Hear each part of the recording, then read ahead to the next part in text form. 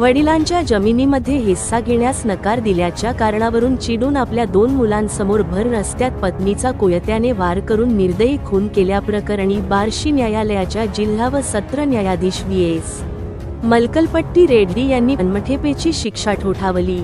किरण तुकाराम घरबुडवे, वय 43, राहणार भातंबरे, तालुका बार्शी असे पतीचे नाव आहे, तर सोनाली घरबुडवे असे मयत पत्नीचे नाव आहे.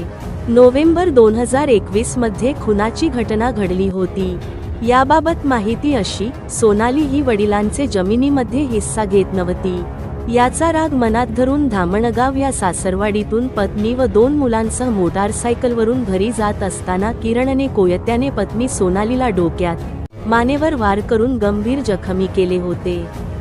जखमी अवस्थेमध्ये पत्नीला बार्शी येथील खाजगी रुग्णालयात दाखल करण्यात आले असता तेथील वैद्यकीय अधिकाऱ्यांनी तिला मृत घोषित केले होते. अतुल दिलीप हेडंबे यांनी किरण घरबुडवे याच्या विरुद्ध वैराग पोलीस ठाण्यात गुन्हा दाखल केला होता. तपासी अधिकारी विनय बहिर यांनी आरोपीस ताब्यात घेतले. या खटल्यात फिर्यादी, आरोपीची मुलगी, इतर साक्षीदार यांची साक्ष महत्त्वाची ठरली. सहाय्यक सरकारी वकील म्हणून दिनेश देशमुख यांनी काम पाहिले. सरकार पक्षाच्या वतीने एकूण 12 साक्षीदार तपासण्यात आले.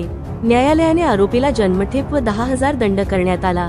उपविभागीय पोलीस अधिकारी अशोक सायकर, कुंदन गावडे यांचे मार्गदर्शन लाभले. कोर्ट पैरवी म्हणून हवालदार कुणाल पाटील यांनी काम पाहिले.